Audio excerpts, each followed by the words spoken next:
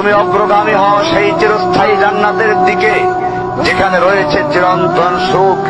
যা মন চাইবে তাই পাবে, যা আদেশ করবে তাই দেওয়া হবে।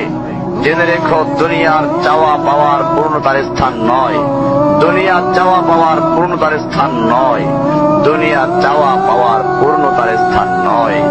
জান্নাতি হচ্ছে এমন জায়গা যা তোমার সব আকাঙ্ক্ষাকে পূর্ণ করে দেওয়া হবে।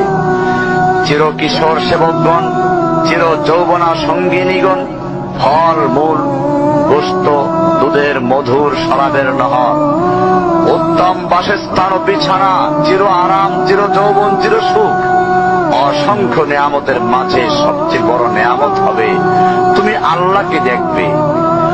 শুধু তোমাকে এটা বলাই যথেষ্ট মনে করছি, সবচেয়ে কম মর্যাদার যে জান্নাত লাভ করবে তা হবে দুনিয়ার 10টির সমান। সুতরাং হে মুসলিম, হে ভাই, আল্লাহ তোমার প্রতি রহম করুন। এই বার্তা তোমার কাছে পৌঁছার পর আশা করি তুমি তা তোমার পরিবর্তন এবং সংশোধনে যথেষ্ট হবে।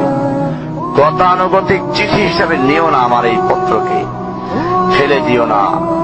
এটা ফেলে দেওয়ার নয়, আল্লাহর জন্য বলছি, এর দ্বারা নিজেদেরকে সংশোধনের চেষ্টা করো।